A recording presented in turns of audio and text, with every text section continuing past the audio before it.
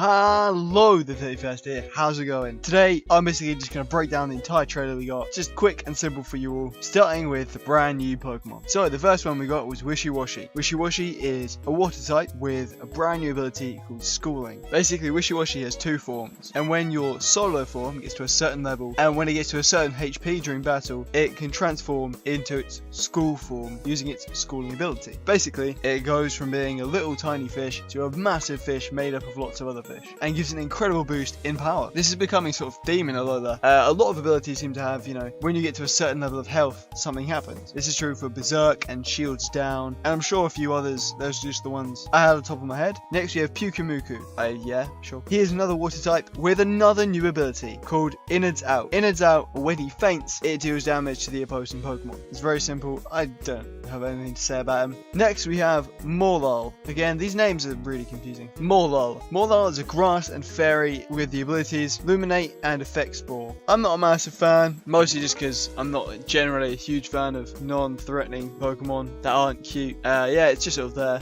I'm sure somebody will use it. Now I'm going to go into the Alolan Pokemon. Meowth was confirmed. He is definitely going to be a dark type with the abilities Pick Up and Technician. And I gotta say, that Payday looks incredible. Just damn like. Then we got Marowak. Marowak again, another exceptionally good looking Pokemon, I think. Fire and Ghost, Cursed Body and Lightning Rod as its abilities. I really like the way it fits with a whole, Hawaii theme and looks really cool. Then we got a brand new Alolan form, one we've not even heard of before, and that is Raichu. Raichu is going to be getting the Psychic type and a brand new ability called Surge Surfer, which basically doubles its speed with electric terrain up, which is going to be good when combined with Tapu Koko in a double battle. I don't know, I don't really like it. I really don't understand why it wasn't given the fairy typing. It just looks like it should be a fairy type. It has all the characteristics of a fairy type Pokemon, and I don't know. Apparently it's a callback to a surfing Raichu from Pokemon Stadium, and we'll see what that one's like. A really interesting thing to note about this slot and Executor is all the first stages don't have Alolan forms. So every single one of their first stages, we saw them evolve from their ordinary form into this Alolan form, which I don't know what that's going to mean.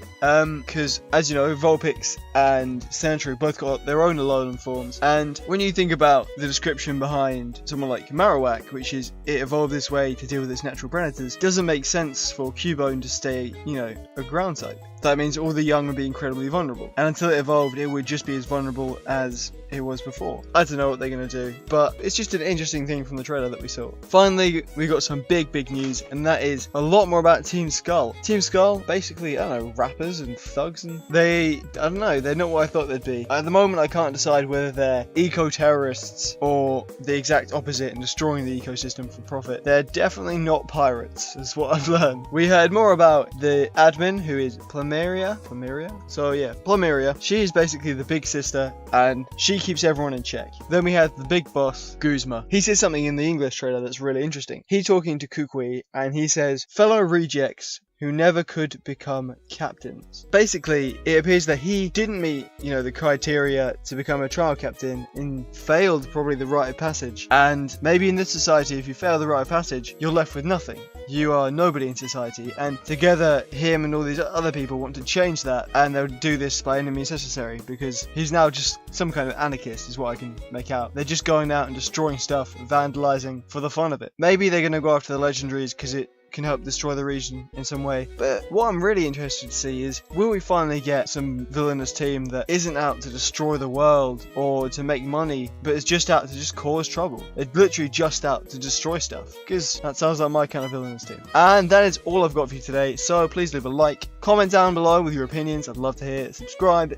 and with that said, we're out.